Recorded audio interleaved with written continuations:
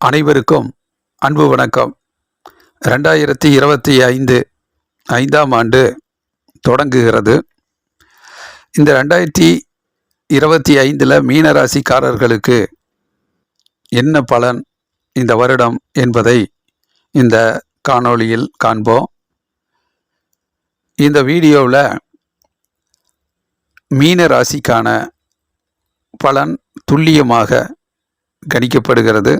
மீனராசி நேயர்கள் கேட்டு உணர்ந்து அதன்படி நடந்து வாழ்வில் வெற்றி பெற வாழ்த்துக்கள். 2025 குரோதி வருடம் ஜனவரி மாதம் 1ஆம் தேதி புதன்கிழமை ஆங்கில புத்தாண்டு பிறக்குது. 2025 ஆங்கில புத்தாண்டு டிசம்பர் மாதம் நள்ளிரவு பூராட நட்சத்திரம் சுக்கிரனுடைய நட்சத்திரம் தொடர்ந்து பிறகு அதிகாலையில் உத்ராட நட்சத்திரம் சூரியனுடைய நட்சத்திரம் துவங்குது. ஜனவரி 1 புதன்கிழமை காலையில் புதிய விடியல் பொழுது, நல்ல காலை பொழுதாக புதிய வெளிச்சமாக வருகிற போது உத்ராட நட்சத்திரம் சூரியனுடைய நட்சத்திரத்தில் புதிய பொழுதாய் விடுகிறது. இந்த காலகட்டத்தில் மீன ராசிக்காரர்களுக்கு என்ன பலன்? சூரிய நட்சத்திரத்தில் சூரிய உதயம், சூரிய வழிபாடு செய்து சூரிய நமஸ்காரம் செய்து புத்தாண்டில் வரக்கூடிய காலை பொழுதை இனிமையாக இனிதே மீனராசிக்காரர்கள் வரவேற்பது மகிழ்ச்சியை கொடுக்கும். 2025 மீனராசிக்கு, மீனராசினாவே ராசி அதிபதி குரு வர்றார். குரு பகவான் நல்ல அறிவாற்றலையும் நல்ல புத்திசாலித்தனத்தையும் அந்த ராசிக்காரர்களுக்கு வழங்கக்கூடியவர். நல்ல பொருளாதார சிந்தனை மீனராசிக்காரர்களுக்கு எப்பவுமே இருக்கும். பண வருமானம், பண வரவு, பணம் சேமிப்பு, கணக்கியல், இது போன்ற ஒரு பொருளாதார முன்னேற்ற சிந்தனை மீனராசிக்காரர்களுக்கு அற்புதமாக இருக்கும். எதையும் திட்டமிட்டு ஒரு கணக்கிட்டு வாழ்க்கையை நகர்த்தக்கூடியவர்கள். தலைமை பதவி, ஒரு உயர்ந்த ஸ்தானத்துக்கு வரணுங்கன்னு நினைக்கக்கூடியவங்க. நிர்வாகத்தில் மிகவும் சிறந்து விளங்கணும் என்கின்ற ஒரு அறிவாற்றல் இருக்கும். மற்றவர்களுக்கு ஆலோசனை சொல்லக்கூடிய அளவில் இருப்பாங்க. ஒரு குரு ஆசான் போன்ற ஸ்தானத்திலிருந்து தான் கற்ற கல்வி அறிவையும் மற்றவர்களுக்கு வழங்கி அவர்களையும் வழிநடத்தணும் அப்படிங்கிற ஒரு எண்ணம், நல்லெண்ணம் மீனராசிக்காரர்களுக்கு இயல்பாகவே இருக்கும். 2025 4 கிரகங்களினுடைய பெயர்ச்சி முக்கியமானதாக கருதப்படுது. அதில் சனி பெயர்ச்சி மார்ச் மாதம் 29ஆம் தேதி, அதாவது கும்பராசியிலிருந்து மீன ராசிக்கே ஜென்ம ராசிக்கே சனி வர்றார். திருக்கணித அடிப்படையில் மீன ராசிக்கு மார்ச் 29ஆம் தேதி சனி பெயர்ச்சி வருகிற போது அவர்களுக்கு ஜென்ம சனியாக வருகிறது. அதே நேரத்தில் குரு பயிற்சி மே மாதம் 11ஆம் தேதி ரிஷபராசியிலிருந்து மிதுன ராசிக்கு செல்கிறது. 3ஆம் வீட்டிலிருந்து 4ஆம் வீட்டுக்கு. பிறகு மே மாதம் 18ஆம் தேதி குரு பயிற்சி மே 11. அடுத்த வாரத்திலேயே மே மாதம் 18ஆம் தேதி ராகு கேது பயிற்சி வருது. ராகு பகவான் மீன ராசி ஜென்ம ராசியிலிருந்து கும்பராசிக்கு இடம்பெயர்கிறார் 12ஆம் வீட்டுக்கு. கேது பகவான் 7ஆம் வீட்டில் இருக்கக்கூடிய கன்னி ராசியில் இருக்கக்கூடிய கேது பகவான் 6ஆம் வீட்டுக்கு சிம்ம ராசிக்கு வர்றார். இப்படி 4 கிரகங்களினுடைய பயிற்சி இந்த வருடம் முக்கியமானதாக இருக்குது. அப்போ மீன ராசிக்காரர்களுக்கு என்னென்ன மாற்றங்கள், என்னென்ன கிரகங்களினுடைய பாதிப்புகள், நன்மைகள் என்பதையெல்லாம் நன்கு தெரிந்து கொண்டு அந்த கிரகங்களினுடைய இயக்கத்துக்கு ஏற்ப வடிவமைப்பு திட்டமிட்டு சிந்தித்து அதற்கேற்றாற் போல வாழ்க்கையை சரி செய்து கொள்வது ஒரு புத்திசாலித்தனமாக இருக்கும். இதில் முக்கியமாக தெரிஞ்சுக்க வேண்டியது சனி பயிற்சி. சனி பயிற்சி 7.5 சனியினுடைய காலகட்டத்தில் முதல் 2.5 வருடம் விரய சனி முடிந்து ஜென்ம சனியை நோக்கி அவர்கள் துவங்குகிறார்கள். 7.5 சனியினுடைய உச்ச சனி. இந்த காலகட்டம் கொஞ்சம் முக்கியமான காலகட்டம்தான். அப்போது ராசியிலேயே சனி பயிற்சியாகும்போது, பயணிக்கும்போது, அதில் மீன ராசியில் இருக்கக்கூடிய பூரட்டாதி நட்சத்திரத்தினுடைய 4ஆம் பாதம், உத்திராடாதி நட்சத்திரத்தின் 4 பாதம், அப்புறம் ரேவதி நட்சத்திரத்தில் வரக்கூடிய 4 பாதம், இந்த ராசி நட்சத்திரக்காரர்களுக்கு ஜென்ம சனியாக இருக்கக்கூடிய சனி பகவான் ஒரு உழைப்பில் ரொம்ப கவனமாக இருக்கணும்.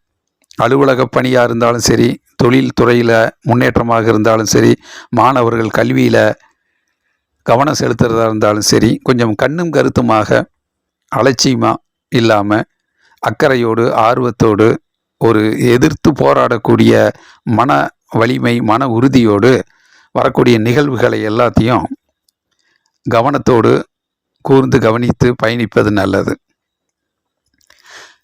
அதில் சனி பகவான் ஜென்ம சனியில் இருக்கிற போது கொஞ்சம் தடைகள், தாமதங்கள், இடையூறுகள் இதெல்லாம் வந்து போகும். நமக்கு என்ன சோதனை என்கின்ற அளவுக்கு சில நேரத்தில் யோசிக்க தோணும். ஆதரவு கரம் நீட்டியவர்கள் கொஞ்சம் வேடிக்கை பார்த்து கொண்டு இருப்பார்கள். அதையெல்லாம் சமாளித்து வெற்றியாக மாற்றக்கூடிய தன்மை மீனராசிக்காரர்களுக்கு முன்னெச்சரிக்கையாக வடிவமைத்து கொள்வது நல்லது. இந்த காலம் கடந்து செல்லக்கூடிய இந்த நேரத்தில் காத்திருப்பது, நல்ல விஷயங்களுக்காக காத்திருப்பது, பொறுத்தார் பூமி ஆழ்வார் என்கின்ற அடிப்படையில் சில விஷயங்களில் பொறுமையாக இருப்பது, முன்னெச்சரிக்கையாக இருப்பது, எந்தெந்த வகையில் ஒரு பாதுகாப்பாக உழைக்கணும், வாழ்வியலில் ஒரு பாதுகாப்பான வளையத்தை ஏற்படுத்திக்கணும், இதெல்லாம் சிந்தித்து ஏனோதானோ இல்லாமல் திட்டமிட்டு அறிவுபூர்வமாக செயல்பட்டால் அனைத்து பிரச்சனைகள் எது வந்த போதும் அதையெல்லாம் சரி செய்து வெற்றி வாகை சூடக்கூடிய சூழ்நிலையில் இலக்கை அடைவார்கள். அதில் வாகனம் வாங்கக்கூடிய யோகம் இருக்கும். புதிய புதிய வாகனம் வாங்கிறது, ஏற்கனவே வாகனத்தில் இருக்கக்கூடிய சிறு சிறு பிரச்சனைகளை எல்லாம் சரி செய்து புதுப்பித்து ஒரு புதிய எழுச்சியுடன் பயணிப்பது, வீடு வாங்கக்கூடிய, இடம் வாங்கக்கூடிய விஷயத்தில் சிறு சிறு சிக்கல்கள் இருந்தாலும் அதையும் சரி செய்து வெற்றியை நோக்கி பயணிப்பது, கணவன் மனைவி விவகாரத்தில் ஒரு கருத்து வேறுபாடுகள் வந்தாலும் அதை நன்கு புரிந்து கொண்டு ஒருவர் விட்டு கொடுத்து ஒருங்கிணைந்து செல்லக்கூடிய அளவில் நன்கு திட்டமிட்டு சிந்தித்து வாழ்க்கையை, இல்லற வாழ்க்கையை, குடும்ப வாழ்க்கையை பயணிப்பது, மகிழ்ச்சி குறையாமல் பார்த்து கொள்வது, ஆனந்தமாக, சந்தோஷமாக, பிரியமாக எதை செய்தாலும் ஆர்வத்தோடு இருக்கக்கூடிய அளவில் தன்னுடைய குறிக்கோள், எண்ணங்கள், லட்சியங்களில் எல்லாம் இன்னும் அக்கறையாக, சந்தோஷமாக, ஆர்வத்தோடு பணியாற்றுவதற்கு தன்னை தயார்படுத்தி கொள்வது நல்லது. காலம் கை கொடுக்கும். அதே நேரத்தில் உடல் ஆரோக்கியத்திலையும் சரி, குடும்ப முன்னேற்றத்திலையும், சொந்த பந்தங்களினுடைய உறவு முறையிலையும் சரி, கொஞ்சம் விட்டு கொடுத்து, கொஞ்சம் தன்னார்வத்தோடு அவர்களை எல்லாம் புரிந்து கொண்டு அரவணைத்து செல்லக்கூடிய சிந்தனை வளர்த்து கொள்வது நல்லது. மாணவர்கள் கல்வியில் மிகுந்த கவனம் தேவை. இன்னும் கூடுதலான உழைப்பு தேவை. அதிக அக்கறை கல்வியிலே தேவை. பொறுமையாக காத்திருந்து முழுவதும் நன்கு படித்து முன்னேறக்கூடிய ஒரு எதிர்ப்பு சக்தியை வளர்த்து கொள்வது நல்லது.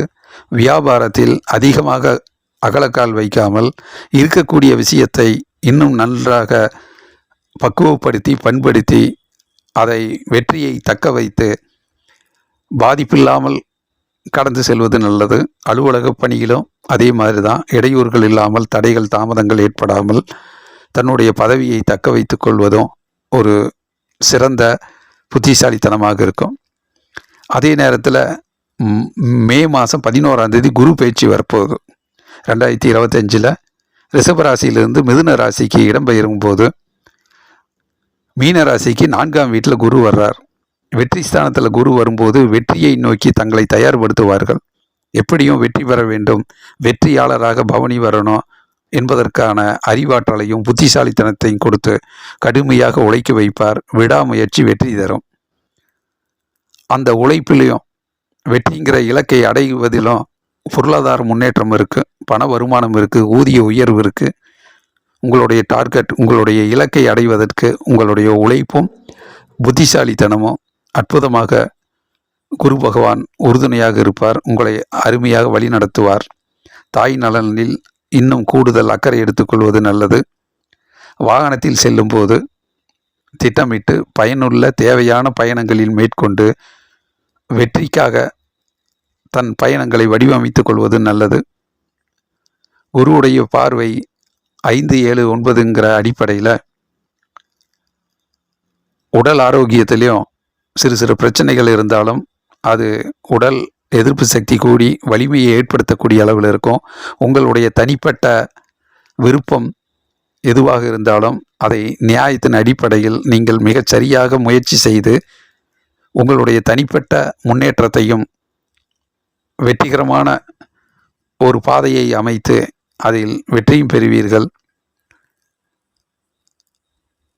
அதே நேரத்தில் தொழில் ஸ்தானத்தில் நிறைய நிதி ஆதாரம் தேவைப்படும், பண வசதி தேவைப்படும், உங்களுடைய முன்னேற்றத்திற்கு முதலீடு தேவைப்படும். அதையெல்லாம் சரி செய்து தொழில் முன்னேற்றத்திற்கு முதலீடை வரவழைத்து அதில் தொழில்துறையை அடுத்த கட்டத்தை நோக்கி நகர்த்துவதற்கும் அரும்பாடுபடுவீர்கள். அதில் வெற்றியும் காண்பீர்கள். சில பேர்த்துக்கு லோன் கிடைக்கும், பண உதவி கிடைக்கும். அதையெல்லாம் பயன்படுத்தி தொழில் முன்னேற்றத்திலே நல்ல ஒரு உயர்வான பலனை அடைவதற்கு குரு பகவான் உறுதுணையாக இருப்பார். கொஞ்சம் செலவுகள் இருக்கும், வரவுக்கேற்ற செலவுகளும் இருக்கும். அந்த செலவுகள் சுப செலவாக, திட்டமிட்ட பயனுள்ள செலவாக மாற்றிக்கொள்வது நல்லது. வியாழந்தோறும் விடாமல் தட்சணாமூர்த்தி குரு பகவானை வழிபாடு செய்கிறது ரொம்ப சிறப்பாக இருக்கும். சுண்டல் மாலையிட்டு வழிபாடு செய்வது, மஞ்சள் துணி குரு பகவானுக்கு அளிப்பது, சாமந்தி பூ போட்டு குரு பகவானை வழிபாடு செய்வது, இது மாதிரியான குரு வழிபாடு வியாழந்தோறும் உங்களுக்கு குரு வழிபாடு பயனுள்ளதாக இருக்கும். அதே நேரத்தில் மே மாதம் 18ஆம் தேதி ராகு கேது பயிற்சி வருது. ராகு மீன ராசியிலிருந்து ஜென்ம ராசியிலிருந்து 12ஆம் வீட்டு கும்பராசிக்கு இடம்பெயர்கிறார். அதனால் கொஞ்சம் சோம்பல் வரலாம், அலட்சியம் இருக்கலாம். முக்கியமான விஷயத்தில் கண்ணும் கருத்துமாக செயல்படாமல் உங்கள் மனது திசை திரும்பலாம். கொஞ்சம் சோம்பல் வரலாம். அதனால் வீண் சோம்பல் வராமல் கொஞ்சம் சுறுசுறுப்பாக பணியாற்றுவது நல்லது. உடல் அசதி வராமல், உடல் சோர்வு மனசோர்வு வராமல் பார்த்துக்கிறது நல்லது. சில மீனராசிக்காரர்களுக்கு வெளிநாடு சென்று வரக்கூடிய வாய்ப்புகள் இருக்கும். அது நல்ல வாய்ப்பாக இருந்தால் அதை ஆர்வத்தோடு அக்கறையோடு புரிந்து செயல்பட்டால் வெற்றிகளை தக்க வைத்து கொள்ளலாம்.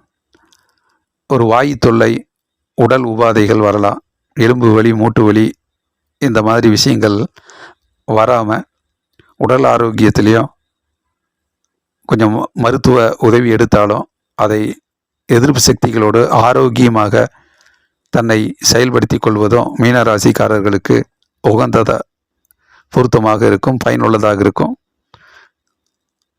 சனிக்கிழமை தோறும் ராகு கால பூஜை வழிபாடு எடுத்துக்கிறது நல்லது. 9 மணியிலிருந்து 10:30 மணிக்குள்ள ராகு காலத்தில் குலதெய்வ கோயில் சென்று குலதெய்வத்தை வழிபாடு செய்கிறது, இஷ்ட தெய்வத்தை வழிபாடு செய்வது, நாகாத்தம்மன் கோயிலுக்கு, அம்மன் கோயிலுக்கு, நாகப்புற்று இருக்கக்கூடிய கோயில்களுக்கு ராகு கால வழிபாடு எடுத்துக்கொள்வது பயனுள்ளதாக இருக்கும்.